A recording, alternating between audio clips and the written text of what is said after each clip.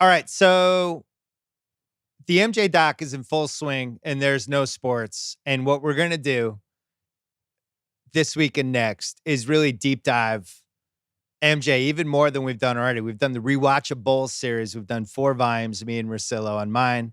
On Thursday, you and I are going over to Rosillo's pod and we're going to do game 2, 1997 Wizards Bulls. Oof. Except you weren't the Wizards. You were the Boule, the Bullets. Man. The last great moment for this team right here, the Bullets. Oh, man. And it's a really fun series, and we're going to dive into it because that 97 team that the Bulls had was arguably, in some ways, at least deeper than the 96 team. They won 69 games and did just as well in the playoffs.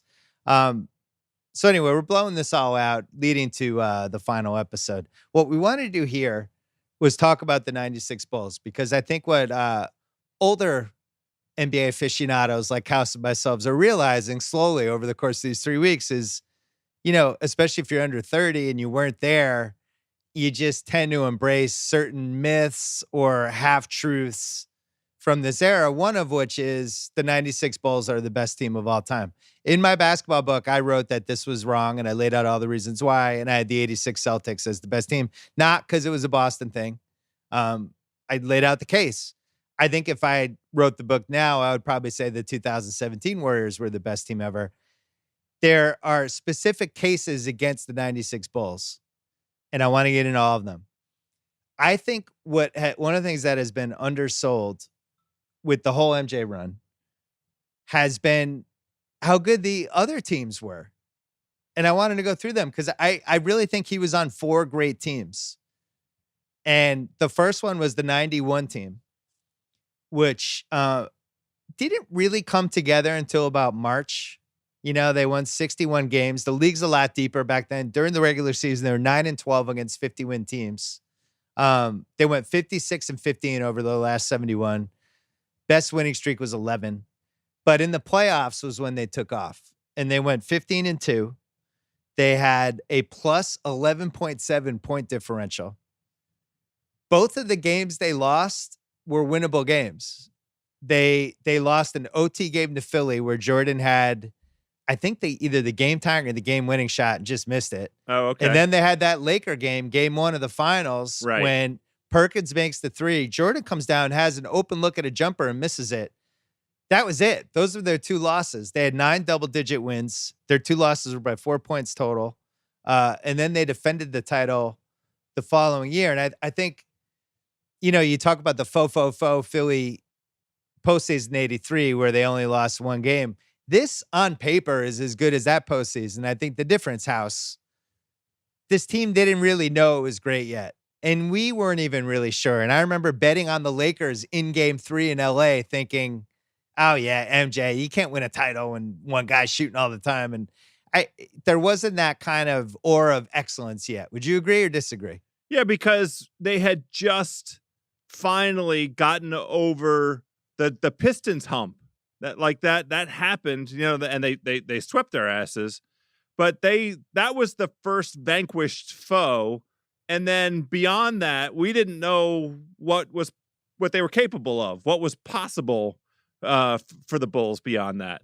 Could we trust Scottie in a mammoth game? He got right through the Pistons in the sweep, and it was like, oh, good, Scottie passed that checkpoint.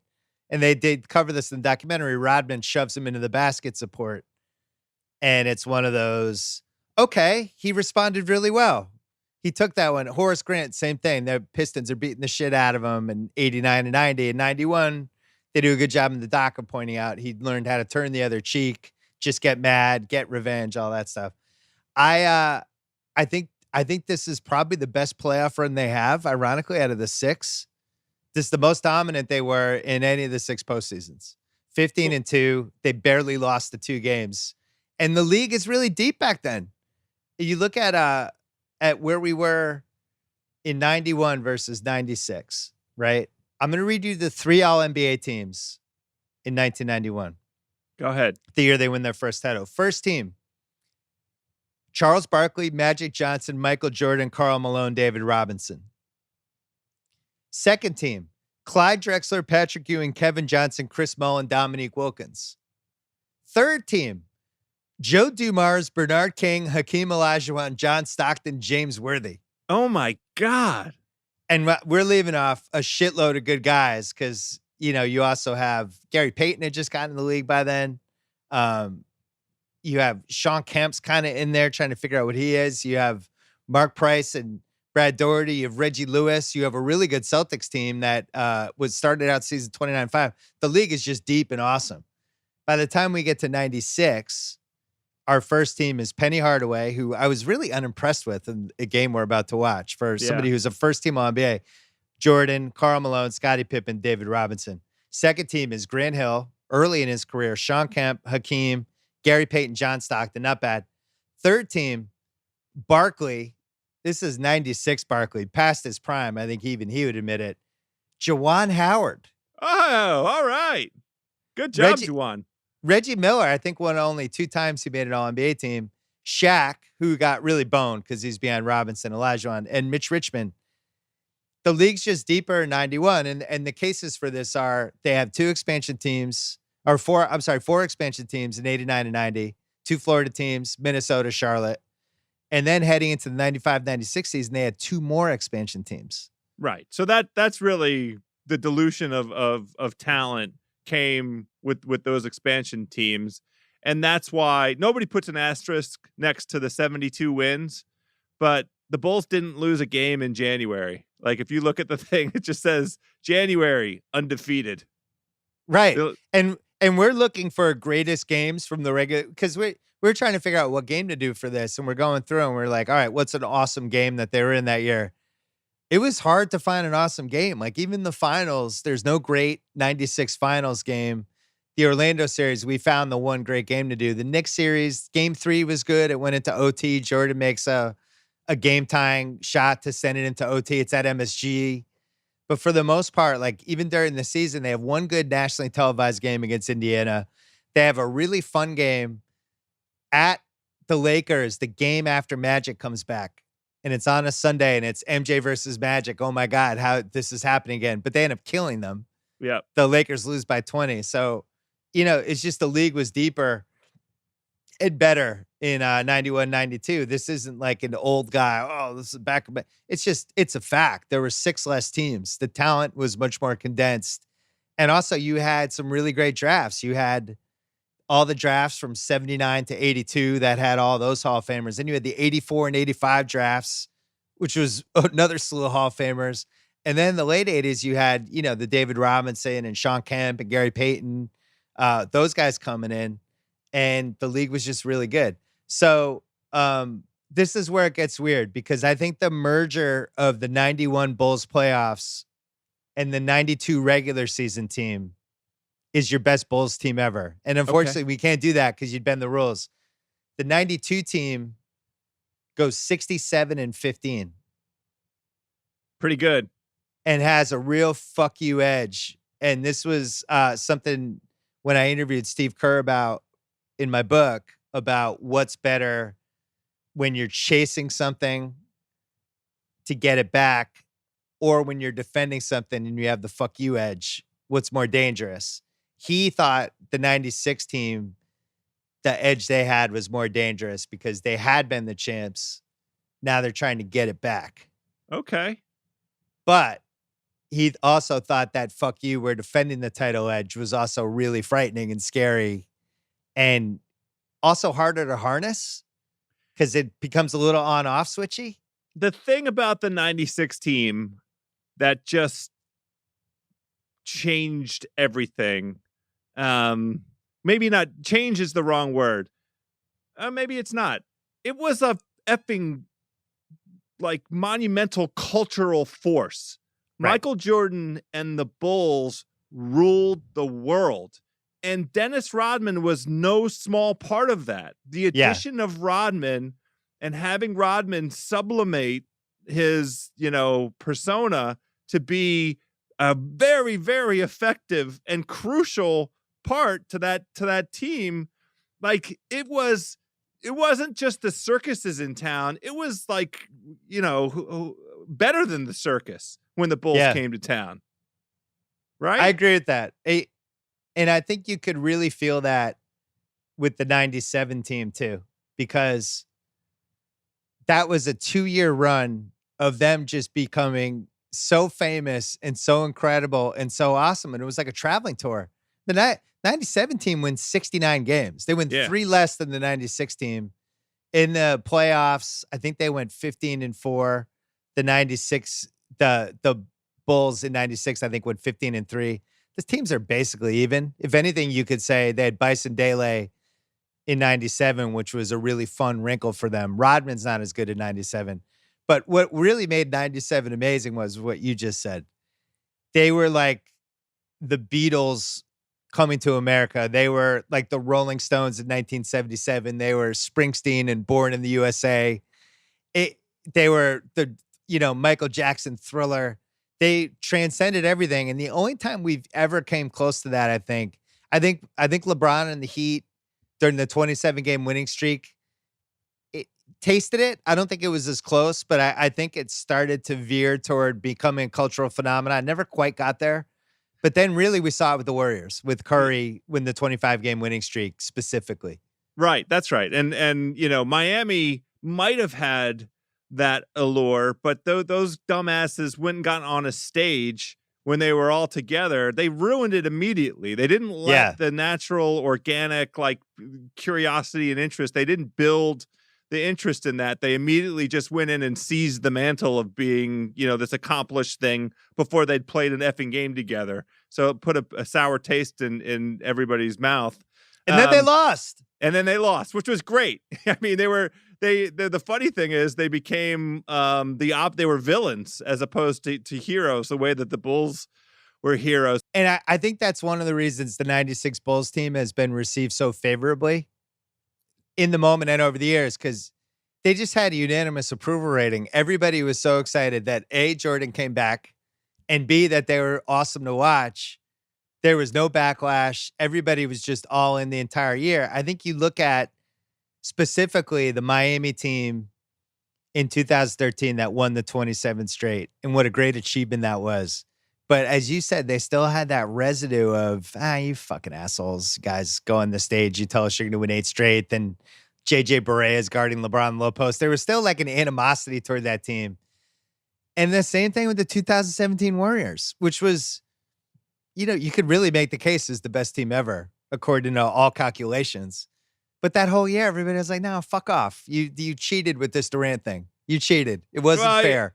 I mean, Durant catches most of that criticism. I do want to quibble with one thing. I listened to you and Russillo do the comparison of was it the 96 Bulls against the 2017 Warriors? Yeah. The one aspect of your discussion that I took issue with was you were taking the 96 Bulls and pushing them up into the 2017 era, and I didn't think that was fair. I want to drag the 2017 Warriors back to 1996 and see how that team plays. The league was definitely more physical. There's no arguing it. The hand check rules, the chips as you go by and so forth, and what kind of impact that level of physicality might have on guys like Curry and Durant. I don't think it's so easy to just, I agree with the idea that if you grab that 96 Bulls team and push them into the 2017, it's going to be tough because, Right. they're going to have to learn a new style of play basically. But I like it going backwards. That's fair. We saw in the Orlando game we're going to talk about later when they try to shut down Shaq in the fourth quarter, and Shaq starting out at the high post, and then he's moving down low. They set him a pick. He moves down the low block to try to get position, and the Bulls are chipping him with one guy hard, which a foul every time now, knocking him so that as he's about to plant position, he's off balance. And then Rodman's coming in right behind him and basically ramming his groin into Shaq's ass and planning. And all of it was about chipping Shaq, almost like he was Gronk on the offensive line, like how you would chip a tight end because you wouldn't want to get him to going down the field. You wouldn't be able to do that in 2020. It'd be a foul. Right. No, that's right. And one of the things, I'm glad you mentioned the Rodman part of it, especially. Gosh darn it, was he physical? I He know. was, what a specimen. Yeah, we'll get into that. So 92, 67 and 15, but the Jordan rules comes out that year. And it does mess them up a little bit. Like there's no question. Like you read all the books from that era, and it definitely changed Jordan. All we knew from Jordan was the commercials and very good interviews and things like that. And that's like, oh, you're kind of an asshole. I had no idea. And he retreated a little bit. And I think their performance is really spotty because they lose 7 playoff games in 92, which even though the league was really loaded that year, like they have a series against the Cavs that goes 6. And game 6 is in Cleveland. Doherty's got like an injured hand. Mark Price is playing on a bad ankle or something. And the Cavs still almost beat him. They tie the game with 35 seconds left. Jordan comes down. Go watch this on YouTube. Add this to the Jordan list. Makes just a crazy 3-point play. He drives into Doherty. Doherty like football body blocks him. It's like a flagrant. And Jordan finishes the layup, makes the free throw, and it's done. But that was a really hard series. And then they go in the next series. They play the Knicks. That series ends up going 7. Yeah. And they, game 7 was decisive. They killed them. But then you go into the Portland series. And I think the Portland series has been misremembered a little bit because they killed them in game 1. Everyone thinks it was a walk. It really wasn't. Like it ends up going 6. Their bench ends up bringing them back in game 6. They end up winning the title, but the dominance wasn't quite there. So then you go to the 97 team would be the third team I mentioned. 69 and 13, 39 and 2 at home, 10 and 1 at home in the playoffs. So they were 49 and 3 at home.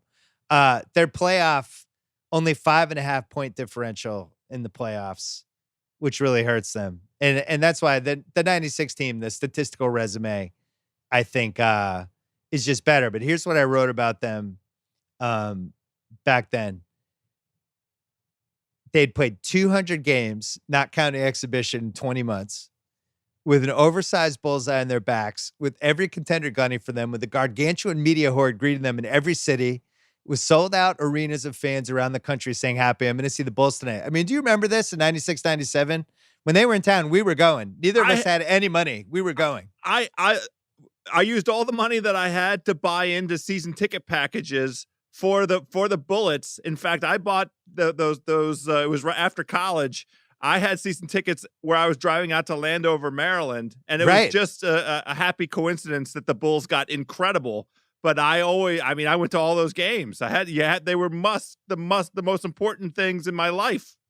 I was shamelessly using my dad's season tickets, so I wasn't paying, but I was paying for beer and food, and I barely had money for that. But then I wrote, sold out arenas of fans around the country saying, happy, I'm going to see the Bulls tonight. Would you remember how colossal Jordan and the team, to a lesser extent, was compared to the other sports at the time, which is a crucial point. Hockey's dying at that point. Hockey's moving into a different form. That's post Devil's Trap. Right. Just weird shit starting to go on with hockey. It's not, I don't feel like as meaningful as it was 5 years before. Baseball's recovering from a damaging strike.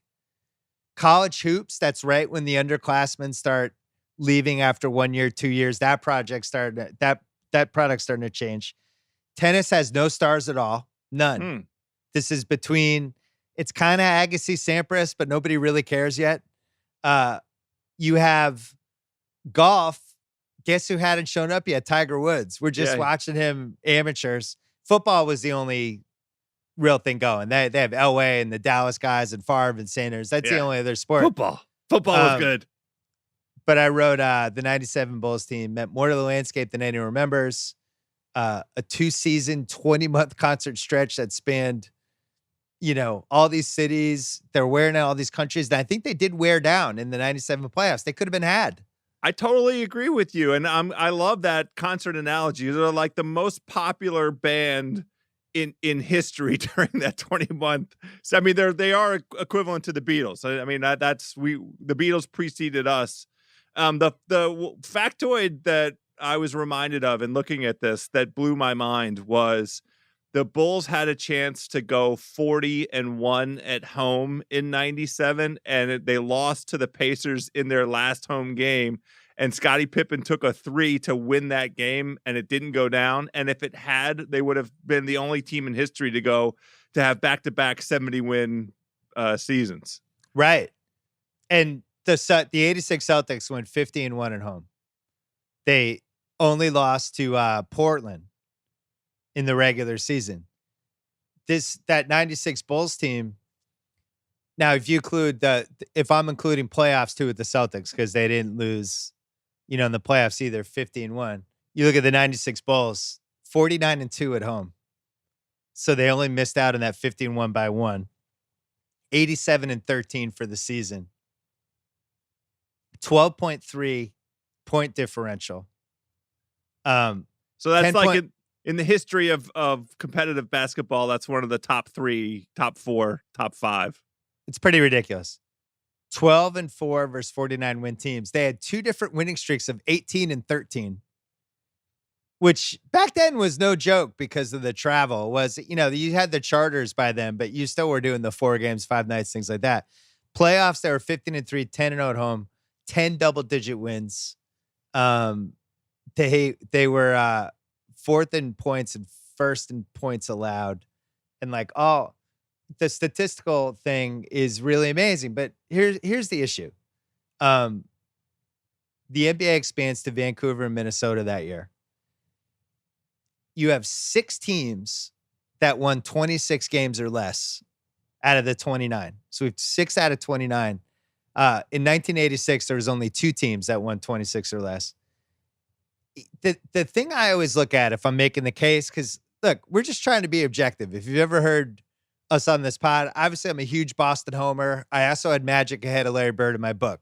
I'm trying to use the perspective of all the games we watched. The best thing you can say about what was wrong with the mid-90s, to bang home this expansion point, was Utah. From 91 to 93, they averaged 52 wins. From 96 to 98, they averaged 61 wins.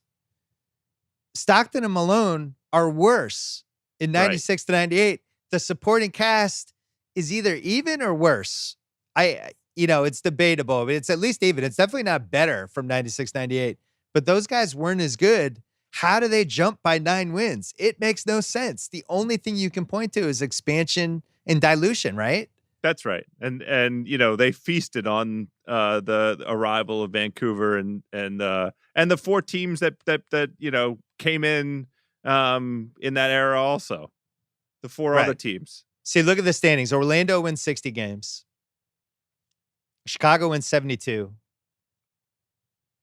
Indiana, which wasn't really totally Indiana yet. They're kind of between that Reggie Miller MSG area, but they're not quite at that Jalen Rose Davis brother era yet. Smits is not really him yet. Cleveland wins 47 games, which with Mike Fratello. Remember when Mike Fratello was just bastardizing basketball? Doherty and Price was kind of enough. No, but I don't think they had Doherty and Price at that point. At that point, Price was on your team, right? 96. Oh, I forgot. Right to my heart. Here's their team that won 47 games. Chris Mills, Bobby Phills, Terrell Brandon, Danny Ferry, Michael Cage, and a semi-washed up Dan Marley. And a little Tyrone Hill. It was a 47-game team somehow. They averaged 91 points a game that year. That was when basketball was really starting to get fucked up. Yuck. Then you go in the West, you had the Houston team, back-to-back champs. They're finally falling off. Hakeem's not at his apex anymore. Utah is holding steady. They win 55 games in 96 and then jump even more the next 2 years. San Antonio is at 59. And that's basically with Robinson and Sean Elliott and Will Perdue and not a lot. Yep. And then here's another damning thing. Seattle wins 64. Seattle goes 64-18 that year. 64-18. They were good. With an almost 9-point differential. And then the other crazy thing, do you know the Lakers won 53-29 that year? I do not remember that at all. They have Nick Van Exel, Cedric Ceballos, Eldon Campbell, Divac, Eddie Jones, and then Magic shows up with 30 games left in the year. and they end up losing the playoffs.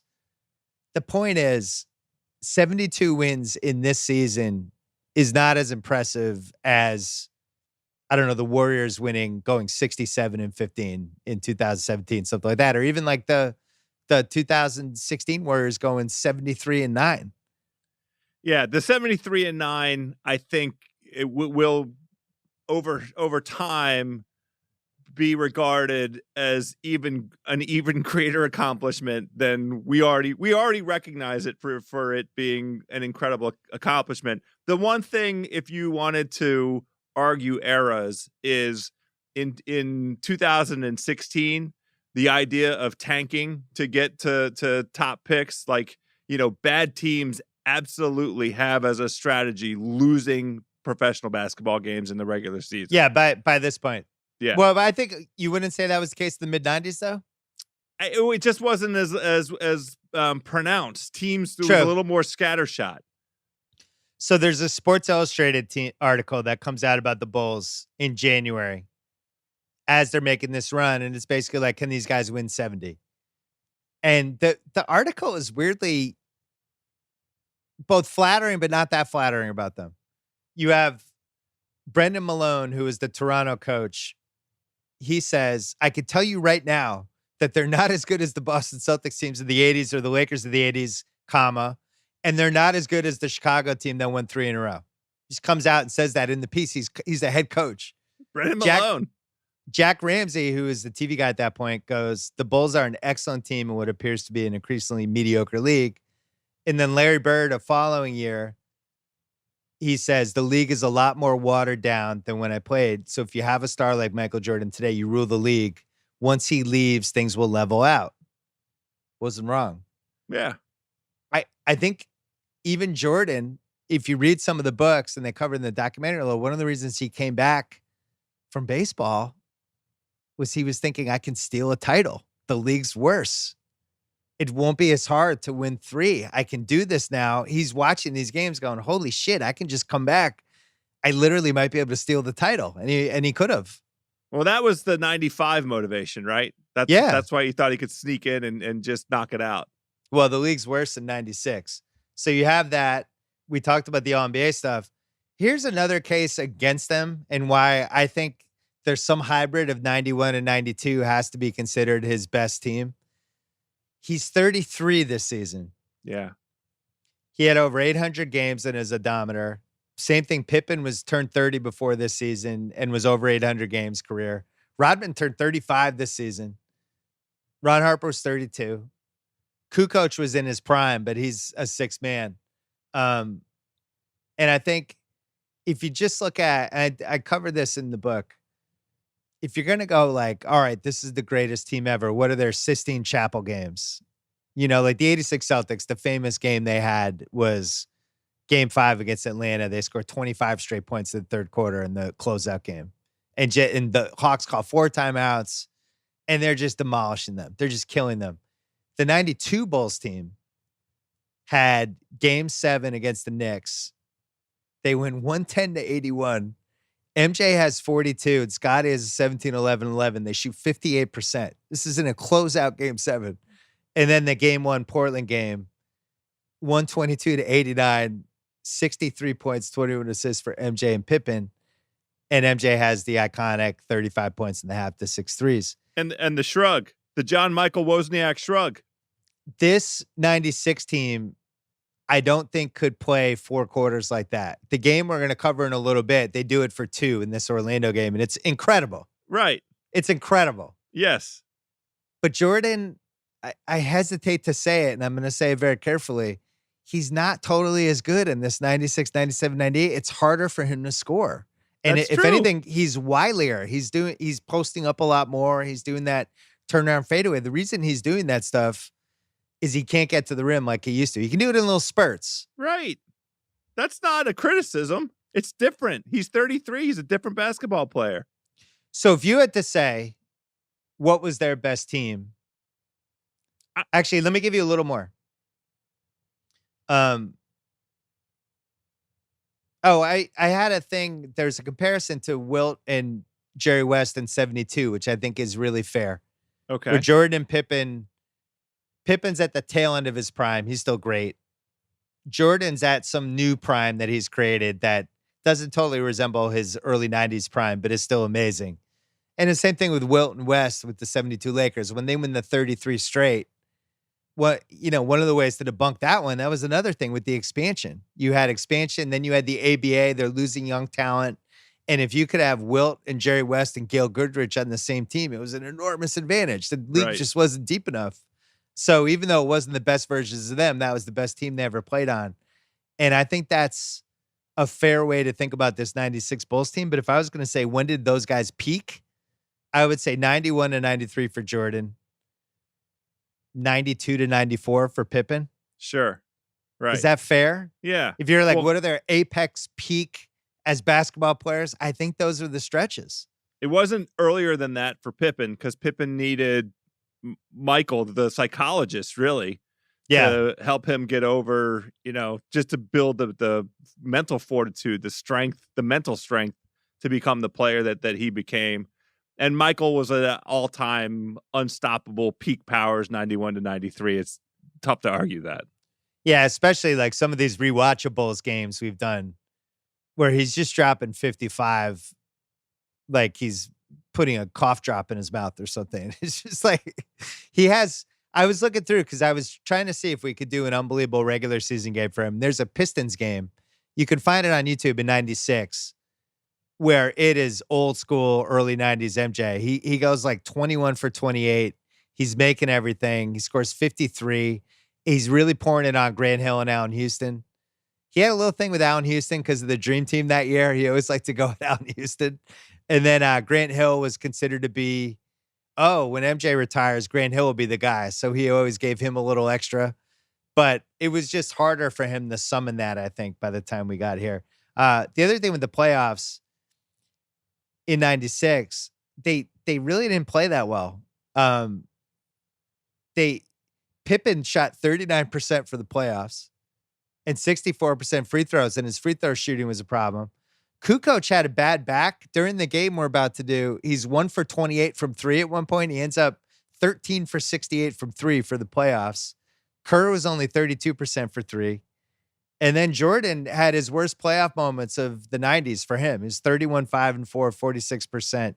And you wonder, they also left with the whole thing about if Gary Payton guards him from game one of that series, is it different? I personally think no. I think Jordan would have figured it out. But remember his last three games? I remember calling you. We would talk after every one of these games in 96. And we were going nuts about Sean Kemp. Nuts. We were like, oh my God, is Sean Kemp a rival? And then like when Peyton started guarding MJ, we just made fun of George Karl on every phone call we had. Like, what was George Karl doing? That Seattle team was good. And they were. And if there was an opportunity, they had the talent to, surprise the Bulls. They needed a game one, go in there and steal it, surprise. And they didn't have it in them because of the game plan. But like talent wise, that Seattle team was loaded and they were inside, outside, and they could give it to the Bulls. They could give it to them. They could definitely have made a mark. They wasted it. They had such a tiny sliver of an opportunity and they wasted it. So you go through the 96 Bulls. Their third scorer is Kukoc. Center combination is Luke Longley and Bill Wennington. In the game we're about to do, they show a graphic in the fourth quarter of game 2, the Orlando game, and it's the center comparison. It's Shaq 31 points, Luke Longley 0. I thought that was tough for Luke. Kerr played crunch time. Kerr was basically a journeyman when they got him. He was on Cleveland. He was on Orlando, a couple other teams. It's a perfect fit for him. They had Ron Harper, who the players jokingly called peg leg, couldn't shoot threes, was playing on one leg. 9th and 10th men were Judd Buechler and Randy Brown. So, I think it's a great team. I think it's one of the 5 best teams ever. I'm not sure it was his best Bulls team beginning to from an apex standpoint, from a beginning to end, it was. but I would still take some version of that 91 playoff team combined with the 92 regular season team with the Horace Grant athleticism could do 80% what Rodman could do. Plus you have BJ Armstrong, you have Cartwright, who was a real center, who was a really good defender. And you have Stacey King coming off the bench, could bang some bodies. BJ Armstrong was a good third guard off the bench. I just thought they had more weapons. I'm not going to argue with you. It doesn't show disrespect to those Bulls to have them be included as a top 5 all-time historical team.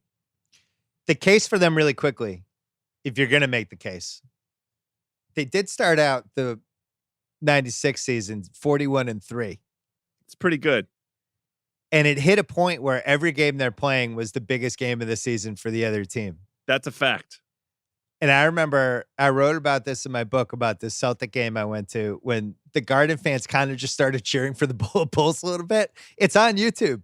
And I watched some of it. Pippen and Jordan each have 37, but they're way down in the game. The Celtics are up by like 15, 18, and they do the thing they do in that Orlando game that I think if you're going to say like, what is the single most memorable, identifiable thing about this team? It was when they were down and Jordan and Pippen were like, let's just take the ball from them every time. It's unbelievable. There's never been anything like it ever. That's right. I mean, this is the part that we need to emphasize to folks. This is the real takeaway of our show today. That Bulls defense in 1996, Rodman, Pippen, and Jordan was goddamn incredible. They covered so much space, like from one side of the court all the way to the other side of the court, from the half court line all the way to the baseline. Those 3 guys by themselves, the athleticism, the length, their IQ, the defensive IQ was insane. And they got so many easy baskets that way. They could flip it. That's the part of it is like it's not like you could see them looking at each other, but they clearly like all agree, okay, now let's go do it. And they go do it. It's unbelievable. And I think the 91 Bulls, you could feel it in that Lakers series. If you go and watch those games, could dial it up defensively in a really frightening way when they wanted to, because of the athletes that they had, they could do it. I think the difference with this 96 team and like, you know, when I'm on my deathbed thinking about the greatest basketball, which is probably what I'll be thinking about over my family and everything else, the greatest things I've ever seen on a basketball court. I'll just never forget seeing these guys in person and watching them do that. The only way I could describe it is when you watch Kawhi now, when Kawhi gets in that mode of like, I'm going to guard this guy full court. I think I'm going to take the ball from him. And he actually would. The difference is they had 2 Kawhis. I like this. I love that Kawhi. We were bringing Kawhi into this conversation. Because the Pippen really reminds me of Kawhi. If anything, I think you see it in that Orlando game. Pippen's actually kind of like, seems bigger. Like he was 6'8", but in these games, it seems like he's 7 feet. He's around the rim, explosive. Like Kawhi was never around the rim. Like what's Pippen his was. Wingspan? It seems like it's 8.5 feet. It could be 9 feet for as long as his arms are. How he plays lengthwise. I've been fortunate enough to see both them in person. I was alive for both of their primes. I still think Pippen's the best perimeter guy I've ever seen. Wow. And I actually think Rodman, just as a defender, is in probably like my top 5 or 6 ever. So if you're going to make the case for the 96 Bulls, to me, this is the case. Yeah. Those 3 guys together defensively. Sure. That's it. I mean, I totally agree with you. And I'm glad that you mentioned Rodman again, because he's 35 years old this season. It's right. You could told me he's 23 and I was, oh yeah, right. The young Rodman after the Pistons when he was a teenager that he came. But I mean, the way he moves. And again, the instinct, the basketball IQ. And that was one of my favorite aspects so far of The Last Dance is him talking about how he taught himself, how he learned that, you know, the intellect to understand that like, this is going to be my role. This is my way to be successful at this sport. And I'm going to study this. And then he did it. And he had, you know, the best possible coaching situations from Daly to who was the coach in San Antonio? Was Pop there? No, he wasn't. It was Bob Hill. Oh That yeah, didn't go. That didn't go that Okay, well. that doesn't count. The Bob Hill didn't go well anywhere. No, nobody named Hill really was a fan of. We were not a fan of anyone named Hill. We're gonna kill Brian Hill later. But Chuck I Daly and Phil Jackson as the Rodman whisperer, pretty good. and though another reason that the '96 Bulls team is so fun. Rodman, it's the best version of him. It's the most reliable he is out of those 3 years, and he's just awesome in the Orlando game we're gonna do. Like, he's really awesome. He's I awesome. was like, I can't believe he only made 2 All-Star teams. I had him, I think in my book, I had him like 69th or 70th, something like that. But he only plays one side of the ball, I mean, I know, but if you're looking for like, who do I need as my third best player? I have 2 awesome players. Who's a perfect third guy for me? He's got to be on that conversation. I agree with you. Because it's just, he doesn't care. He doesn't need the ball. He's going to do his 2 things. I mean, you get all the craziness that comes with it, but the stuff he does in the Orlando game we're about to talk to, I think is one of the reasons he was so special. But, I think about that Celtic game that I remember seeing and I wrote about, but then on YouTube and I watched some of it and it was exactly how I remembered it with the Pippen Jordan. Like it was honestly Wild Kingdom. It was watching 2 cheetahs size up the shitty deer in the pack being like, oh, that's our guy. If you had a bad point guard against those guys, and this dates back to the early 90s too, because this is something that I had just forgotten from. This was a tactic they used that whole decade. Yeah. Their ability to swing the momentum of a game with the full court trap or the pressing defense, but using their 2 best guys, you would just never be able to get away with it now. You wouldn't even think about it, right? Now, I talked to Steve Kerr today because we were planning the Flying Coach podcast. And I asked him, I was like, the 96 Bulls team wasn't as good as the 91, 92 teams, right? He's like, no, the league was watered down. So he actually agreed with that. But we were talking about the pressing stuff. And I was like, why don't teams do that now? And he was like, because now it'd be too risky. Because if you get caught, somebody shoots a 3. Back then, nobody was thinking that way. So if you got caught, it was fine. They just either got a layup or it was a 3-on-2. They're going to shoot a 2. But if you did it in 2020, you're risking a 3. It's too risky. That's a great point. The thing that came to mind to me immediately is they would foul out because you're not allowed to breathe on a guy now. True. You get in the neighborhood of James Harden and it's a foul. So the stuff Pippen does in the Orlando game we're about to talk about. only Kawhi lives in this universe, and maybe Jordan too. Maybe it's those 3, but where just somebody being like, I'm just taking the ball. I'm just taking it this play. Like, nobody can do that. It's impossible. So I just remember those 2 guys together was really special. And I think if you're going to make the case for 96 over those 91, 92 teams, the familiarity those 2 guys had by that point was really special to watch in person. And by the way, if you're going to come to me and be like 96 was better, here it's because those guys were so beautiful together and then Rodman was better than Grant. Those are my only reasons. I'm not against it. I'm just telling you, I think that 91, 92 team is just more explosive because of his offense. It's always had the ability. Argument. Someday we'll have the ability, somebody will come up with the definitive defensive advanced metric, and we'll be able to try and compare across eras. But the symbiosis, Rodman as a defender, and what kind of a complementary role he played for the kind of defenders that MJ and Pippen were, that would be the argument. And you would say it's a reasonable argument. You can't yell at somebody for making that case.